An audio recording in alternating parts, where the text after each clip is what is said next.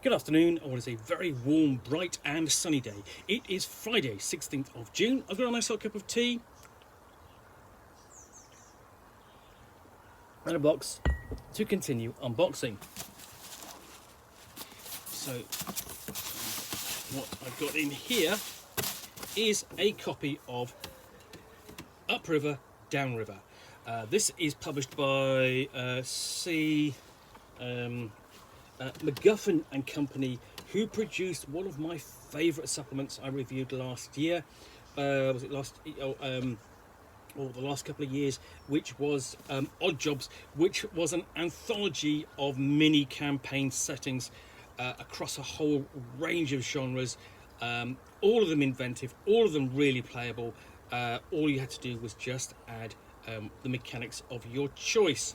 So this is Upriver, Downriver, which is a storytelling game. Not a lot to see on the front or back. It is, except that, the information essentially that it is about a journey. And contents page. Got a lengthy contents page.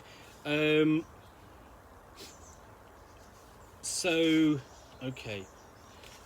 All your life you've lived on the Great River. It is the source of which all life and magic flows. Storms climb and fall down the river banks, and silver is buried in the silt. Fish swim in abundance across the silver pits, and rice grows thick and luscious on the glass road. The river is all you've ever known, one mighty silver serpent which comes down from the mountains and travels inexorably towards the sea.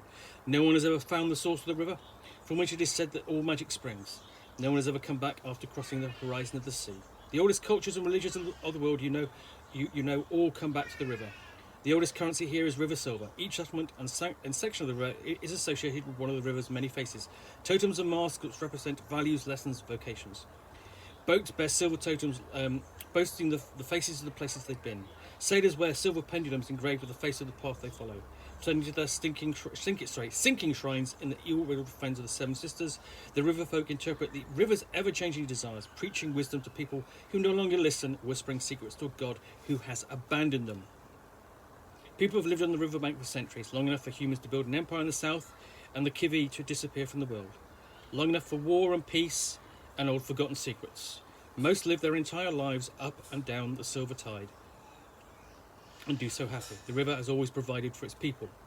But you are different. You're not sailing to trade or fish or visit friends and family. You're not sailing to war nor yet plan piracy. Instead, you seek to do the impossible. You want to cross the horizon and come back to tell your people what you found past the point where the sea touches the sky.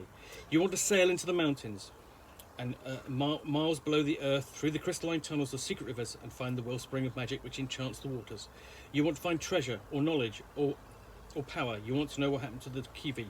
Your journey will not be an easy one, but very few journeys worth taking ever are. So,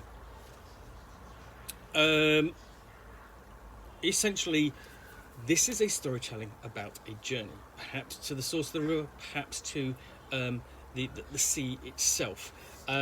You are sworn by an oath with your crew to complete this journey, and it's also with your crew. It's both with your crew and your ship, and breaking it has consequences. So, here we have the options we discussed: to the source, to the sea. And this is a story that ends because reaching the source or the sea brings your story to a close. So I've got a guide here to playing the game, whether it's a crew member, and then essentially what crew role you take, then how to resolve actions and dice rolls, and rules for combat, so they're simply easily placed, understood. So it includes rules for physical and magical attacks, so a character can act basically using both.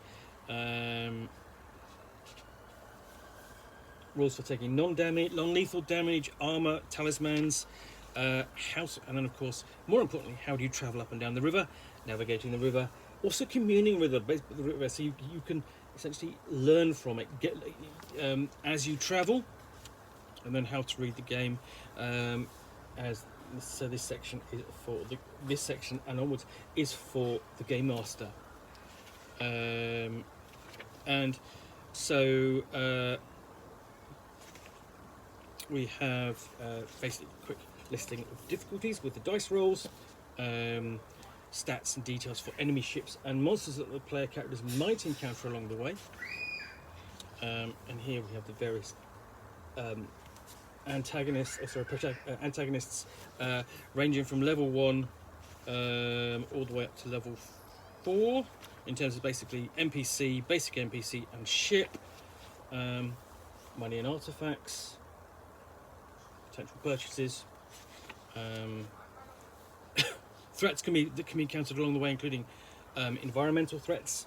Also advice on playing the river, because obviously it's clear that the river is a character in and of itself. And here we come to character creation.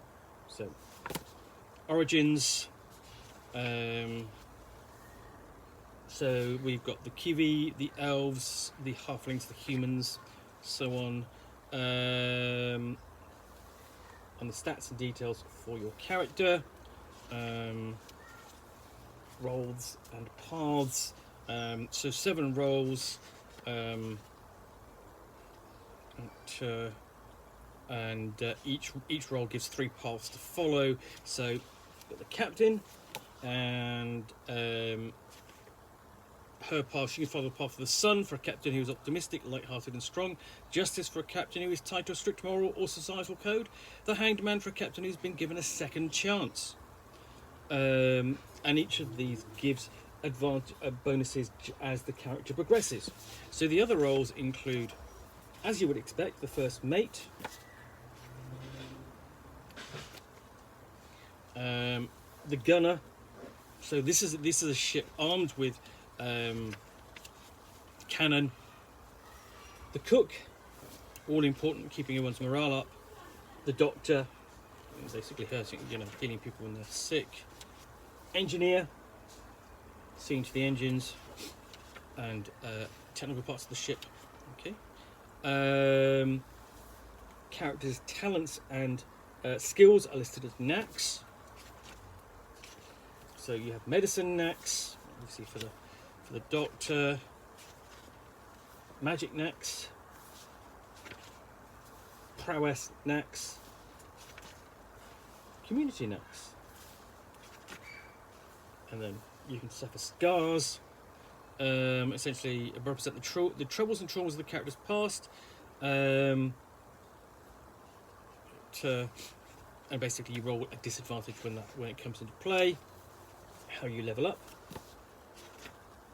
And then we get to session 0. So having done all the setup, sorting out your characters, here is the point where you sort of like discuss beginning play, tone and content, of course, and got discussion safety tools, always a solid inclusion, and then discovering your river, whether you will sail up or down.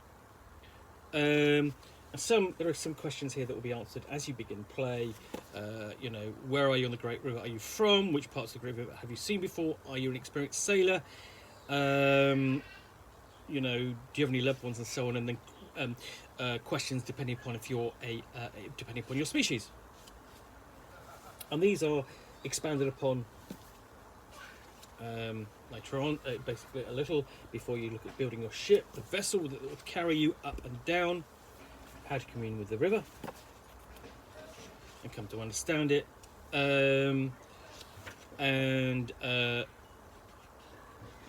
so these are this is partly done by tarot, I believe, so you're potentially drawing those cards and gaining knowledge.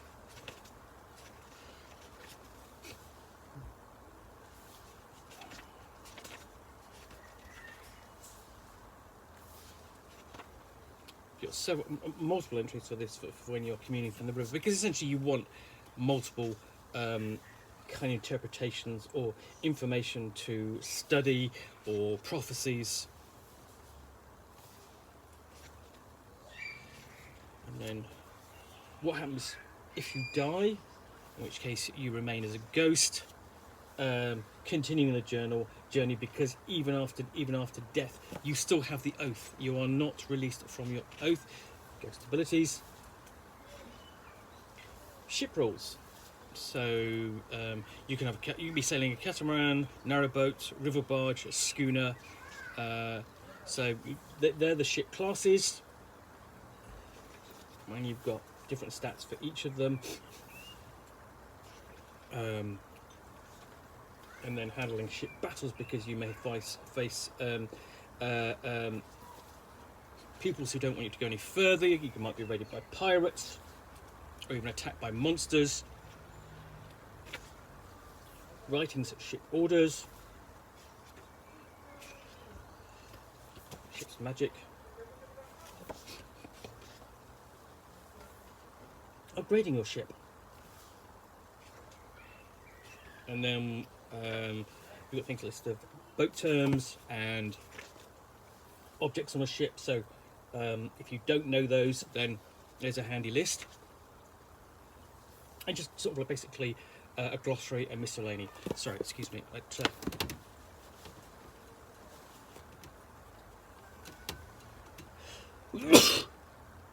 Oh.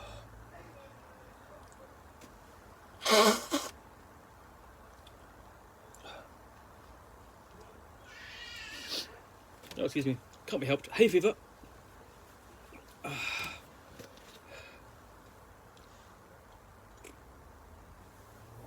So, where was I? We were talking about the glossary for the ships. And then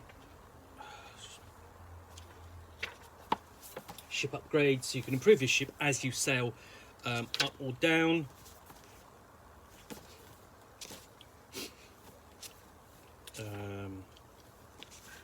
And then life in the river, what might be encountered. So you've got a history of the river, and magic to be found along the river, locations,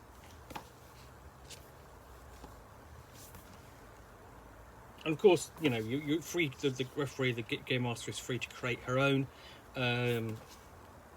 beyond these, but these are really all going to be all good starting points, like the stone cities.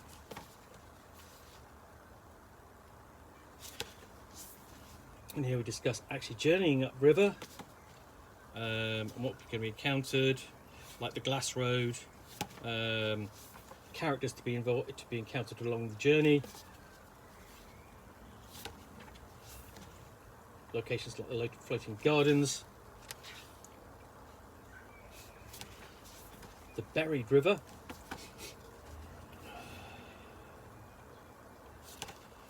Thunder Falls, echoing caverns, and as you can see, the river literally runs through the book.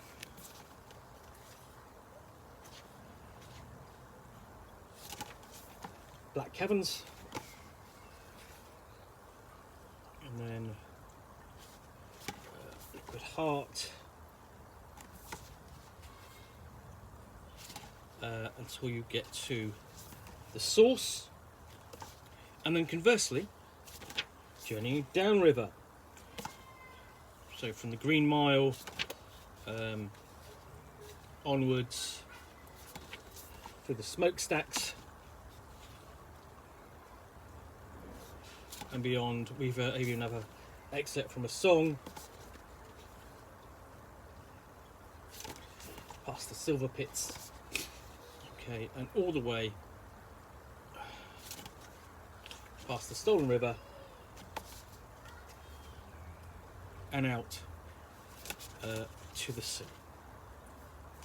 And here we have the index, of course, and there's the character sheet for each of the player characters. So that is essentially Upriver, Downriver, a storytelling game of making a long, dedicated journey. Anyway, I hope you've enjoyed this unboxing in the Nook. If you have, then please do click on the like button down below, and of course, if you've got any comments or feedback, I do appreciate you taking the time to post those. And lastly, if you want to be alerted to more unboxings in the Nook, where you'll see me out here with a box containing a book or game which I will unbox and chat about to the best extent of my knowledge for roughly 10 minutes or so, all of course accompanied by a nice hot cup of tea.